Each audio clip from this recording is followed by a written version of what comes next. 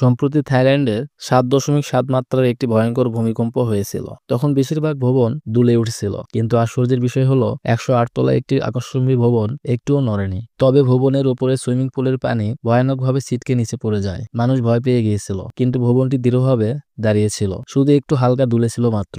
আর এখান থেকে শুরু হয় আসল চমক। এই ভবনের শক্তির রহস্য লুকিয়ে আছে এর ভিতরে নিচে থাকা একটি অদৃশ্য প্রযুক্তিতে, যার নাম লিড রাবার বিয়ারিং। এটি এক ধরনের হাইটেক বাফার, যা ভবন ও মাটির মাঝখানে স্থাপন করা হয়। যখন ভূমিকম্পের ঝাঁকুনি আসে, তখন এই নমনীয় রাবারের বিয়ারিং গুলো সেই কম্পনকে শোষণ করে নেয় এবং পুরো ভবনটিকে ভেঙে পড়তে দেয় না। এটার কার্যকারিতা প্রমাণ করার জন্য একটি খেলনা মডেল দেখানো হয়, যেখানে একটি মডেলে এলআরবি লাগানো হয়নি, আরেকটিতে লাগানো হয়েছে। প্রথমটি সামান্য কম্পনে কাঁপে এবং পানিও দুলছিল, কিন্তু যেটিতে এলআরবি লাগানো হয়েছে তা দৃঢ়ভাবে দাঁড়িয়ে থাকে, এমনকি পানি পর্যন্ত স্থির ছিল। এটাকে বলে স্মার্ট ইঞ্জিনিয়ারিং, যা নীরবে কাজ করে হাজার হাজার প্রাণ বাঁচিয়ে দেয়। ভিডিওটি ভালো লাগলে লাইক দিয়ে উৎসাহ দিন আর শেয়ার করে সবাইকে দেখার সুযোগ করে দিন।